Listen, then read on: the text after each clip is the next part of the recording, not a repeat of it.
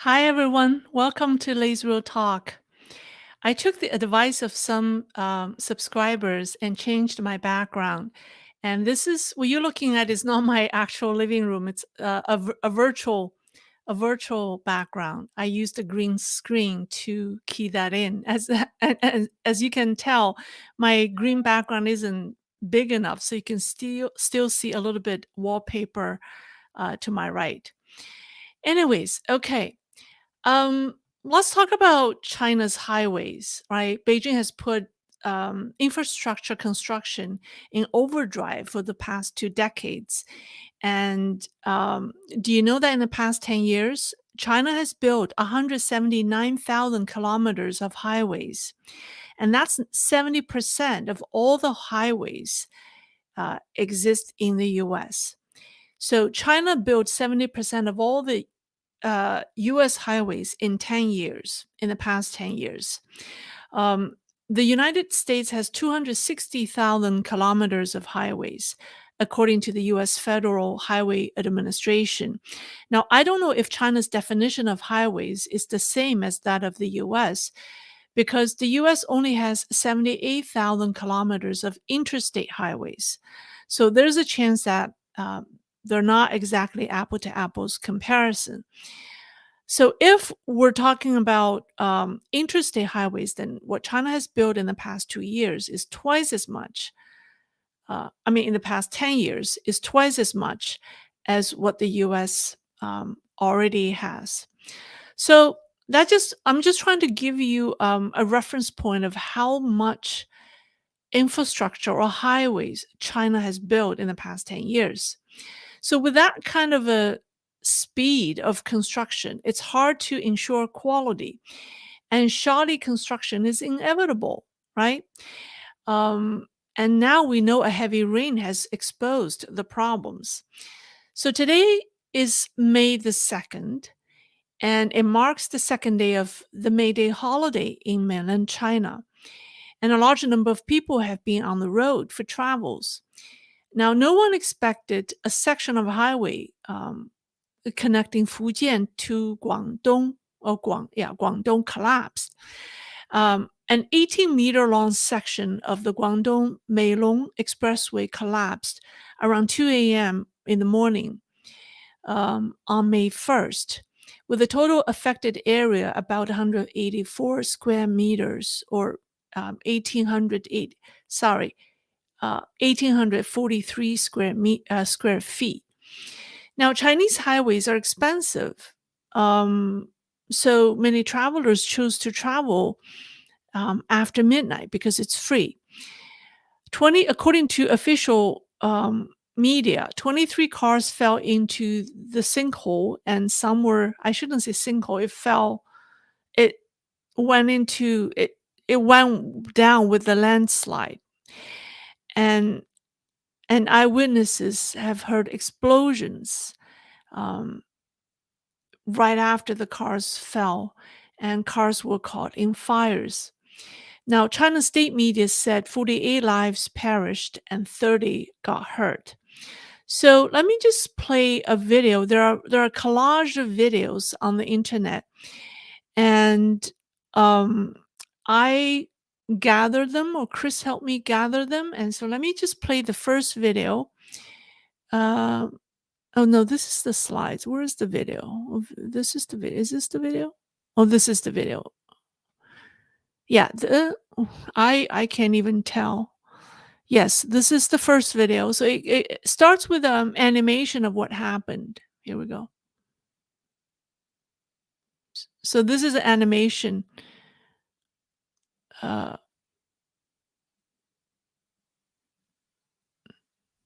Yeah.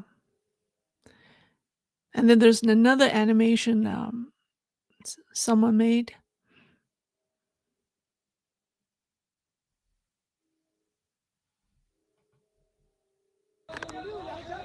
And this is the fire that started after cars fell.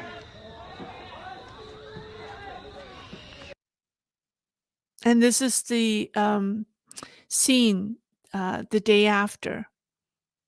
And as you can tell, most of the cars were burned from the fire because the soil was actually very soft because it had been raining for a long time. So the soil was was very soft. Um, and look at this car that it looks it's all burned. It was the fire that killed all those people. Yeah, this was the truck. So that's as you can see from the video, the cars were terribly burned. People died from the fire, or many died from the fire. And Chinese call domestic EVs mobile crematoriums or coffins on wheels, because they say if they were all fuel vehicles, fewer people would have died, because the soil in that stretch of the road was very soft, was very moist. Um, and Chinese EVs are unreliable and they catch fire on their own and burn easily in collisions. And I'll have videos to show you that at the end. So right after this happened, the local government came out to say the tragic was caused by heavy rains in Guangdong in the past month, and the mountainous area was saturated with water, um, which caused this part of the road collapse. Now, some Chinese expert attributed the highway collapse to heavy traffic during the May Day holiday. So, and the Chinese netizens, laughed at the official explanations because what they're saying is, well, Chinese highways are not built to sustain heavy rain or heavy traffic. So Chinese highways would only stand when there's no rain and there's no traffic or no heavy traffic. So that's just a joke. So this tragedy exposed several problems in Chinese highways or infrastructure. First is poor construction. So in the photo, um, it can in the photo or in the photos that were released, this was the animation. So it can be seen that the highway was built on the mountainside, on the hillside slope, and there were no visible reinforcement um, remnants for protective walls. In addition, there were no drainage channels. So experts say this suggests that there was no foundational reinforcement in place. A Chinese engineer pointed out that the roadbed was treated using filling methods and lacks the indispensable gravity retaining walls and other supporting reinforcement structures. So it's likely that the heavy rains have washed away the surface soil and rock, causing the landslide and triggering and it's triggered by poor water drainage. So basically they say the port construction there were two things missing. One was a proper drainage in this rainy mountainous area, and second is a structural reinforcement. So those two were missing. Um, Another engineer pointed out other serious quality issues with the highway construction, and they said the roadbed was not filled layer by layer. And this person sounds like an insider because he sounds like he knew how the road was constructed. He said it was not filled layer by layer, and the overall compaction density was seriously insufficient. And three, the particle size of the filling materials did not meet the standard. And then he said the last one he said is the flattening degree of the side protective slope was seriously inadequate. I think he's saying that the slope, the angle, there were protective sides that should be sloped down, but they were not angled correctly.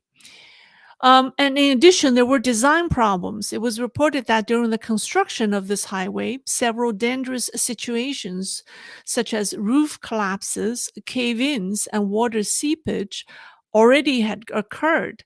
And due to the rainy climate and soft soil in this mountainous terrain, this section of the highway is a landslide area, or area prone to landslides. So experts say that elevated bridge structures are more suitable for this type of terrain. But elevated bridges are more expensive but safer. However, we don't know how much the decision maker in CCP style type of decision making valued these expert opinions. So, in a country that lacks accountability, the contractor was certainly motivated to cut corners to save money at the expense of public safety. Another problem is the monitoring system has failed. Um, there was the problem of lacking proper monitoring of the highways. And experts say, judging by the scale of the collapse, such a massive landslide couldn't have occurred instantly or over a day. There are generally very clear warning signs beforehand, and if monitoring and maintenance work were adequate, the potential road collapse could have been predicted. And they say satellite monitoring systems are used for this type of monitoring work, and human tragedy could have been prevented. In fact, a year ago, on April 1st, 2023, a steep slope on this highway experienced a collapsible landslide. I need to take a sip of water. Okay. So a year ago, April 1st, 2023, um, another collapse happened, and it was also due to heavy rain. But the lucky thing was no one was hurt. Traffic was suspended for a month and then it was resumed. Um, but this year's rainfall was three times heavier than was three times last year's. Local highway authorities clearly did not pay attention. Ironically, at the end of April, the relevant transportation agency claimed that they had completed a safety inspection of the road and found no issues. Guess what? A few days later, the road collapsed. So, the impact of this tragedy can be felt because it took place over the holidays, and the Chinese people um, are not stupid enough to accept that a rain and heavy traffic have destroyed a highway that caused dozens of people to perish. So, in the past 3 years, top CCP leaders remained silent after most major disasters like the Xinjiang Urumqi fire, the flooding of the Zhengzhou subway and the tunnel, the Sichuan earthquake in 2022, the bus crash in Guizhou, the fire at a hospital in Beijing, or the collapse of the Qiqihar gymnasium that killed many students. So they remain silent throughout those disasters. But I think it's a slow buildup. I think at this time, the highway collapse caused a serious public outrage because anyone could have been on the road at that time. And if it happened during the day, imagine there would be more people. The casualty would be much larger. So people generally felt the public safety threat. And so Xi Jinping finally made a statement by issuing a directive to take care, to look into the cause. And then he said to ensure overall social stability. So it sounds like he is still more or less, he's still concerned with social stability issues than safety issues. When people are afraid to get on to get on the road, the entire society would be shut down, right? Um, so Since last year, I have been saying that China's urban areas will suffer public safety hazard due to the poorly and irresponsibly constructed infrastructure. Like the highway in Guangdong, there are poorly constructed. Um, there are other like not just highways, right? There are other infrastructures like bridges, like underground gas pipes. So all these important infrastructure in a city are all prone to design issues and construction quality or quality uh, quality control issues in construction. And they were built by overworked and underpaid construction workers. Take a look at how many protests that we've seen throughout China in the past year. There were constantly construction workers, demanding back pay. Um, Worse yet, as the local um, and there were corruption. Funds were the reason people were not properly paid. The reason why corners are being cut is because project funds have been embezzled, by different levels of contractors. When the government have a contract, they subcontract it to someone else. That person or that entity will subcontract to another subcontractor at every layer. uh, some money is kept in someone's pocket, and so as the money eventually go down to the people who do the work, they get very little. So, and worse yet, as the local governments experience worsening budget shortfall, lack of proper maintenance and regular safety inspection will increase this risk by many folds.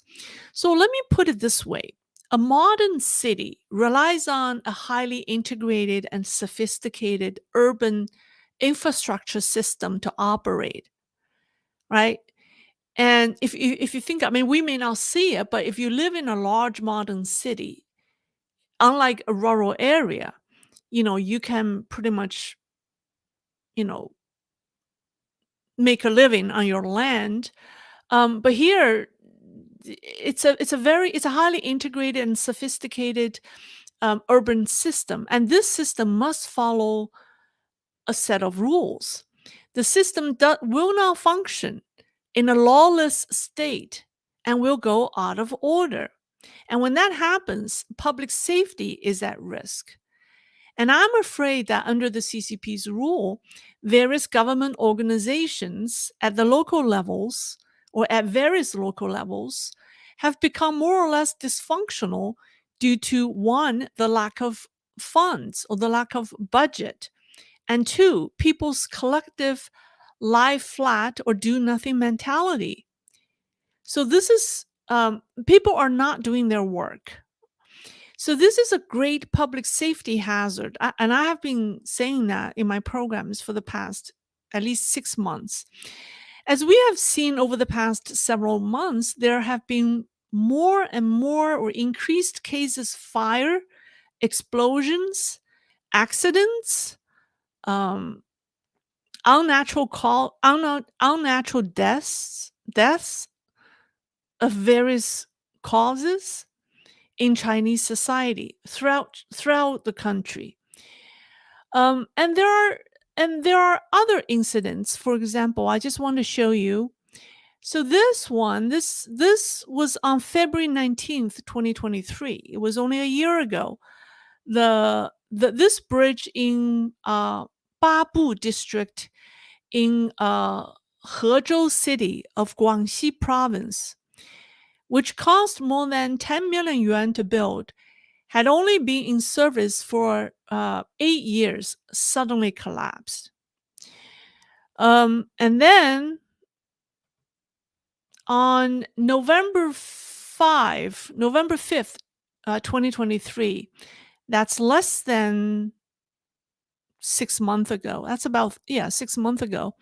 In Shijiazhuang, a bridge that had been in service for just over a month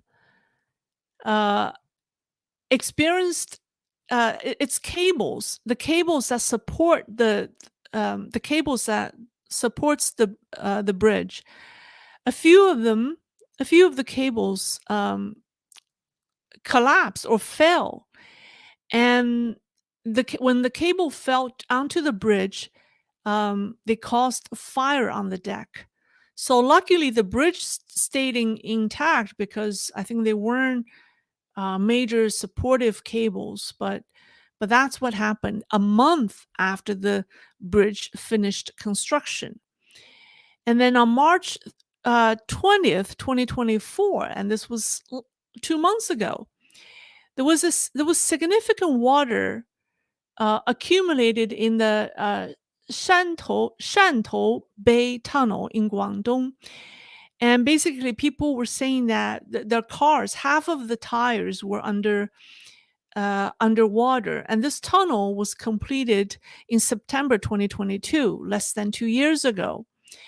And similarly, on May 5th, 2023, this Dalian Bay subsea tunnel, this tunnel is under the sea, which was declared part of the national strategic project called Revitalize Northeast China and Transportation Powerhouse.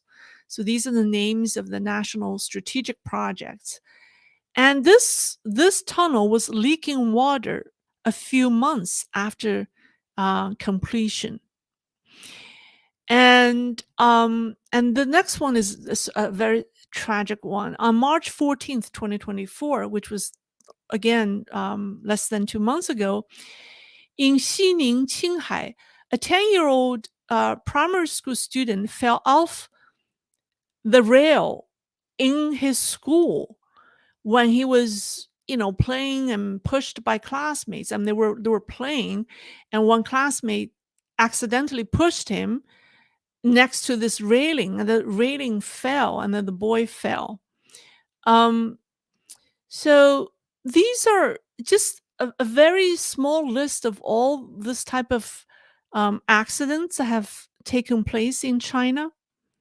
Yeah, that's the end. So um now we've also seen last month a study published in the journal Science.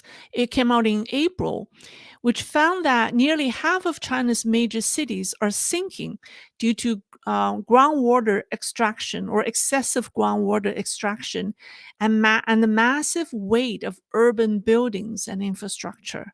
So these excessive building um, or excessive construction has caused nearly half of Chinese cities or major cities sink faster than anticipated. And I did a quick search this afternoon. I'm trying to see what I can find in terms of like land sinking, and I found several incidents in which the ground collapsed or sinked, and I made another video for you. Where's my second video? I think it's this one. Okay, let me start from the beginning because the first one, this is April 30th, 2 days ago in Henan. People are seeing these holes on the road. They're like 10 centimeters wide. And people are concerned. Local officials come out and okay, so let me go back. Local officials came out to explain what happened. Yeah, to explain that, oh, this was nothing. It was just bad pavement. It will be fine once we, patch them up. But after, I think after seeing the highway collapse, people are really concerned about these holes that suddenly show up on the road. So this was April 30th, 2024. It just happened. And the next video was from 2020. I want to show you this video because it's so dramatic. And this was January 13th, 2020 in Qinghai. Take a look at the bus and what happened to the bus. And take a look at the people looking at the bus. And it was just unbelievable. Yeah, and then after the bus went down, so there were people looking, like getting close to the hole, to the sinkhole, and trying to figure out what it is. Look what happened next. And there were explosions underground, obviously. There were explosion. They all went down. And then there were more explosions. That happened in a city. And the next one, it came out on April 29th. I don't know if it's happened on that day, and I don't know where it happened, but it's dramatic.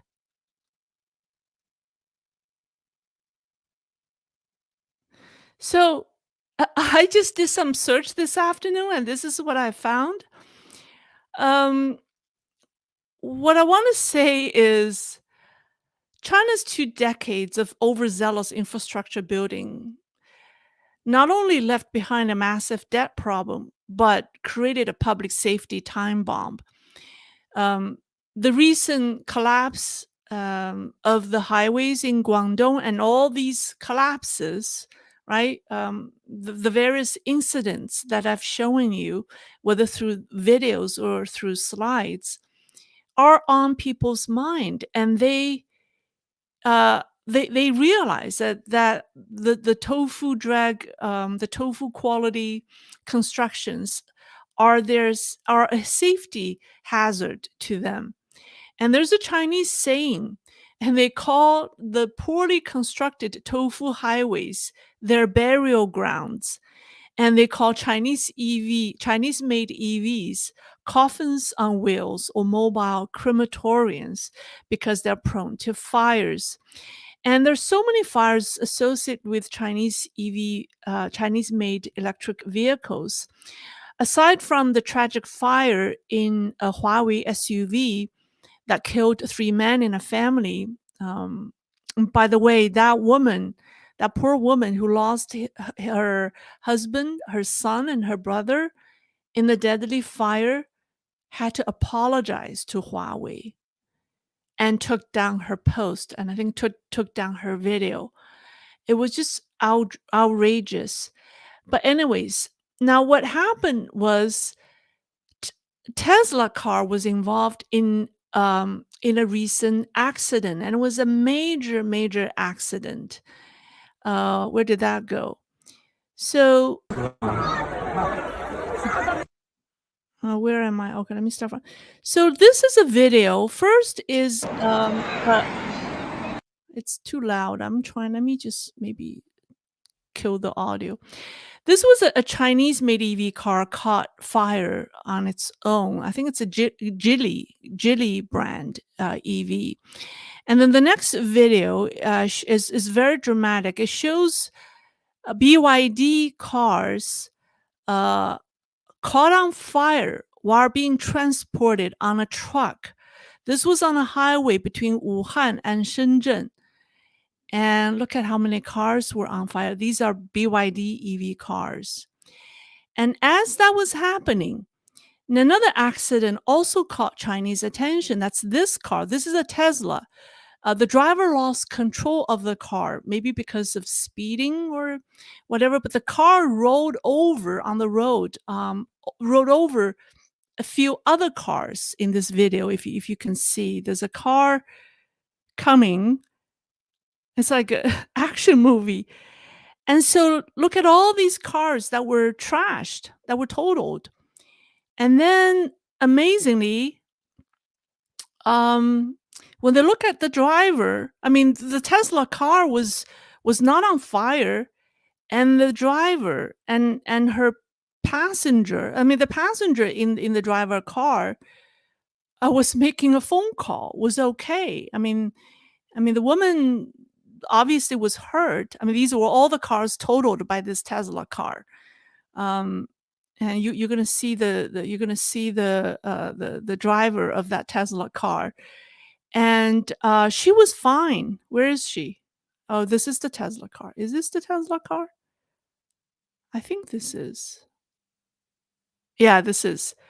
Look at the driver and her passenger. Her passenger was calling people, and the woman was fine. They were fine. So this video uh I mean, is more convincing than anything because this this, major accident. I mean, look, the car rolled over on so many other cars. It was completely totaled. It did not catch on fire, and the two the two people in the car seemed to be at least alive and they're okay. And with such a drastic difference when compared to Chinese EV cars that people saw, being, on fire automatically. So I just think it's very sad when you have people say that when you have people in a country calling their highways their burial grounds and their EV cars, their domestically made cars, uh, their coffins on wheels. I think there's something terribly wrong in that country. And for all the reasons that I gave in this talk, I really caution people to go to China. I say that to all my friends and families, uh, precisely because these unpredictable, you don't know if something, you could be driving a car on that road, on that highway, and when the road suddenly collapsed. So it could happen to anyone. And as these infrastructure becomes more and more of a public safety hazard, I think it makes China more and more unlivable and more dangerous. And that's why I caution people not to go to China, for these safety reasons. So that's all. That's all I have. I hope you like my background. Uh, you see a little bit of my wallpaper, actually to my right. Um, all right, let me see. Let me see what questions people have for me. Oh, okay. I have some super chats from Brian Cow. Well, thank you, Brian Cow. Brian. And let's see. Oh, let me go through the super questions first from Jeff Ramos. One, US let China join WTO. Can the US kick them out the same way? Just curious. It can if it wants to, but I don't think the US government is ready to do that yet. I mean, take a look at with all the uh forewarning of potential sanctions against Chinese companies that Tony Anthony Blinken issued before and during his trip to China. The sanction list that comprised of what 300 companies only had 20 Chinese companies. Right? I mean, he was talking about the list of over 100 Chinese companies that would be sanctioned, but we only see 20. There were companies from other countries. The list was in the hundreds, I think 300, but there were only 20 some Chinese companies, and some of them are from Hong Kong. So, if the US government is determined to sanction China for aiding Russia in the war, it totally can, but is it all talk and no action, or talk more, and action is, I think they're just not, there's not enough action. Two, Chinese construction in Ecuador dam shows the construction quality provided in Ecuadorians. The One Belt One Road constructions also have serious quality problems because of the same problems. One, construction workers are not being well taken care of. They live in poor conditions and they're not properly paid. So, and also corruption. Project funds are embezzled, layers and layers. And then so by the time the money left to spend on the actual construction is a fraction. So when you don't take care of the construction workers, they're not going to do a good job and they don't care. So what are you going to do? I mean, they are the ones who are actually building the dams. building the highways. So that's why, the quality is seriously problematic. Charles Womack, do you think she will bring back 批斗大会 struggle sessions? Um, I don't think so. But the answer is yes and no. Uh, no means that he's not going to bring back the 批斗大会, the struggle sessions like Mao did during the Cultural Revolution, where you put one person on stage and everyone talk about how evil that person is and try to bring shame to him and his family. That kind of a public humiliation, I don't think he would do that because it's dangerous. When you gather a group of thousands and have them to like instigate hatred in them, have them turn them against someone, that's dangerous for the CCP leader, because what if they turn inadvertently against you? Right? So I really don't think that they're going to do that again. I mean, if they do that, it will be for publicity. It's a show trial. They do it in a controlled manner, and like everyone has been vetted. Everyone in the session has been vetted. So it's not really a mass movement. It's not a mass event. And then they probably will film that and create it online. The yes answer, what I say, he has already brought it back, the 批斗大会 back. He has done that online. He has launched so many online struggle sessions or attack, right? Online attack, digital attack, um, against various targets. So he's already done that. Technology has allowed him and the regime to do this more subtly and more sophisticatedly. So, all right.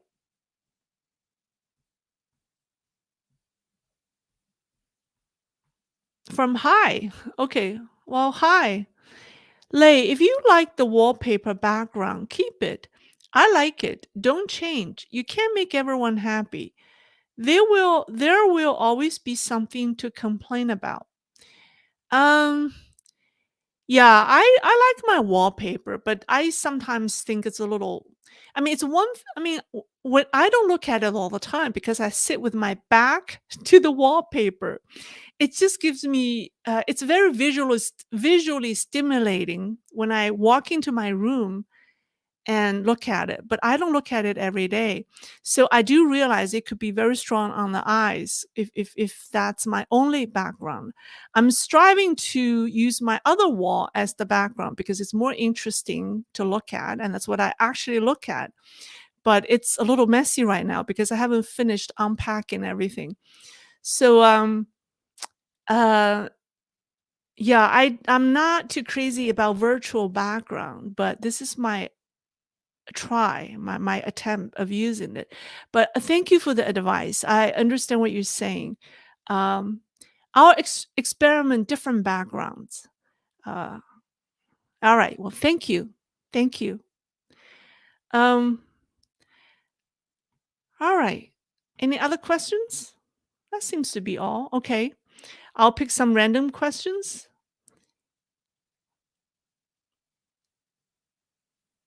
From IDK0, do you think since Musk is going to support the China that are supporting the Russians, what is your opinion on that? I sort of see Musk as a traitor for giving money to them.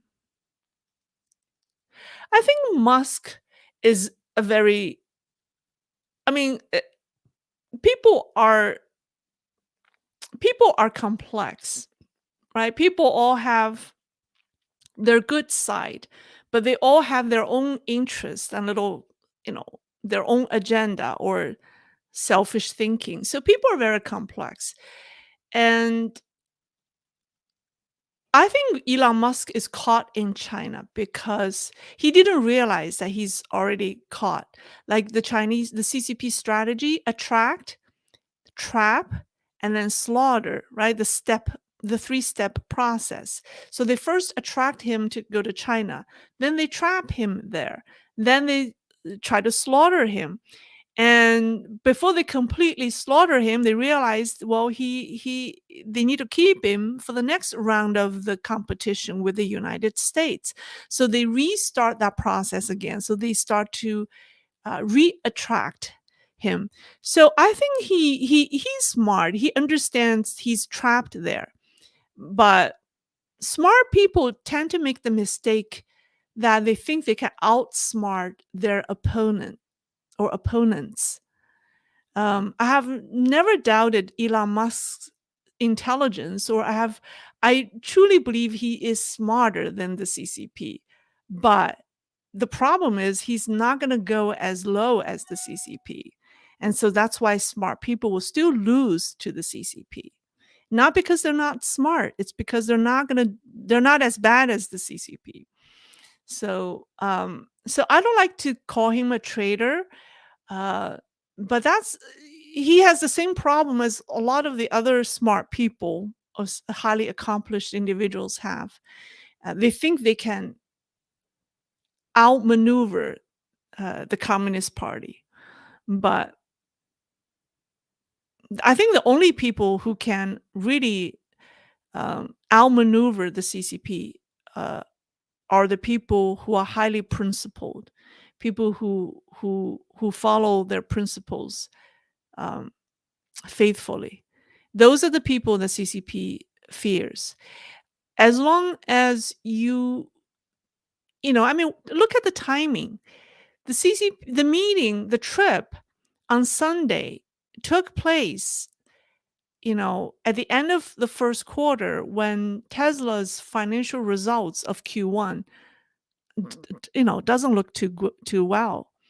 And its stock has performed miserably. And it's funny how a few days before his trip to China, a week before his trip to China, I think words must have gotten out about his trip to China. On April 23rd, Tesla stock started to go up, right? And then after the 28th, after the trip, on the 29th, it went up 14% within 24 hours. So the CCP knew what Elon Musk wants and offered him and designed something that tailored to that. So how many people can say no? How many people can say no? Um, so it's a test.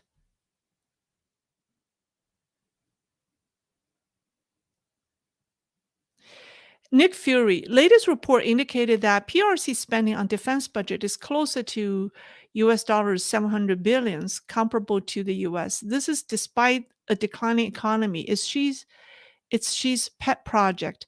Well, China's defense budget is a secret number. So whatever it disclosed is only a partial number. We really don't know how much China spends on the PLA, on the military. Not only because the number is kept as a secret, but also because it has so many the hybrid civilian military enterprises that function as that interacts with the outside world as a civilian organization, but really helps the PLA, in essence. So it's really hard to quantify, CCP's military spending for those two reasons.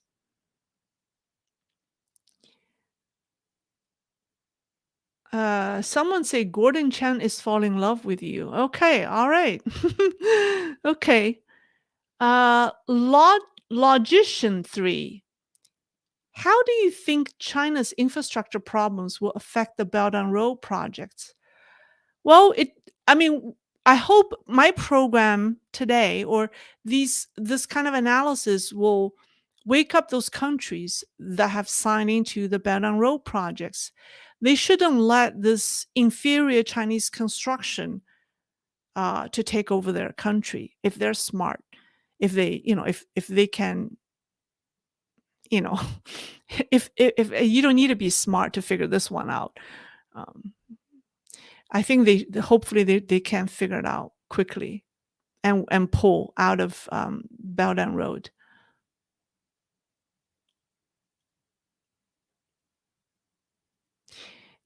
Yeah, I already answered. Moonwalker, do the Belt and Road countries that contract with China for construction projects just know how terrible Chinese tofu construction is? They will go ahead.